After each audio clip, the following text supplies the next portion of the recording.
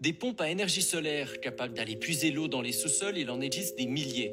Elles sont facilement accessibles en ligne et on les utilise surtout pour nos jardins.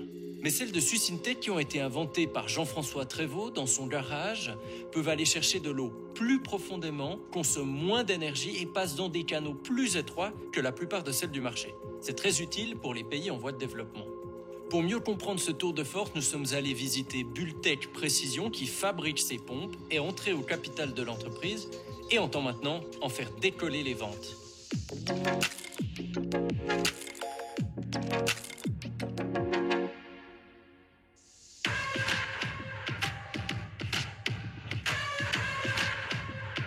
Bonjour Monsieur Trévaux, c'est ici qu'elles sont alors en fonctionnement ces pompes? Oui, c'est ça. On a plusieurs pompes en test, donc ça c'est le test de l'usine. C'est une pompe à piston lente. Vous entendez le lom, c'est la vitesse, la cadence à laquelle le piston fonctionne. Elle aspire l'eau à moins 4 mètres. C'est déjà extrêmement rare. Avoir la pompe là et aller chercher l'eau 4 mètres en dessous, c'est quelque chose que ne se fait pas dans l'industrie. Les autres n'arrivent pas à le faire. Okay. Alors, la genèse du projet vient d'une remarque paternelle qui me disait « J'ai fait forer la planète en des milliers d'endroits. Utilise ton imagination pour faire une pompe qui fasse moins de 40 mm pour aller chercher de l'eau dans tous ces milliers de puits qui sont partout. » Voilà, et Suissintech, qui est cette entreprise qui fabrique ces pompes, est maintenant intégrée chez Bultech Précision, où on se trouve aujourd'hui. Depuis une année, quand j'ai rencontré Jean-François Trévaux, et puis il faisait ça dans son garage, puis j'ai dit, bon, il faut qu'on passe à l'étape, je dirais, industrielle. Vous, à quel endroit est-ce que vous intervenez dans le processus de fabrication? Bultech s'occupe du montage, la fabrication de pièces, l'assemblage. Mais ce qui est rigolo, c'est que ce sont des batteries de vélo électrique. Ce n'est pas des batteries, ce sont des moteurs. Des moteurs de vélo électrique. Il n'y a pas de batterie, nous travaillons sans batterie. Et ça, c'est... J'ai dit une bêtise. C'est donc des moteurs de vélo électrique. Il y a de l'électronique là-dessus qui calcule tout le temps si un peu la pompe.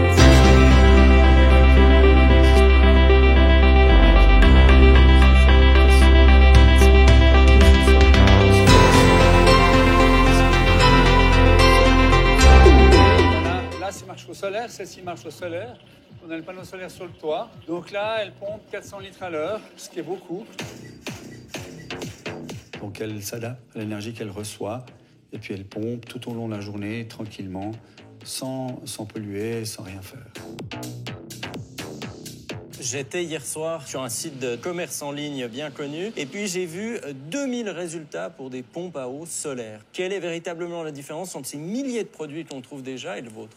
La seule différence, c'est que c'est souvent des pompes avec une hélice dedans. Puis cette hélice, elle va brasser les sables, elle va extrêmement rapidement extraire tout ce qu'elle a à extraire. Et puis les pompes sont cassées en 6 mois. Il y a la demande, il y a la solution technologique. Pourquoi ça n'a pas décollé plus vite, Suissintech? Vous connaissez le monde des startups.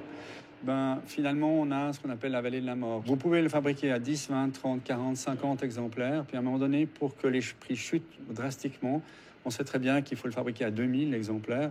Puis entre 30 et 2000, il faut beaucoup d'argent. Ces pompes, aujourd'hui, où se trouvent-elles? Qui les utilise? Combien il y en a qui tournent dans le monde? On a fabriqué 30 pompes exactement.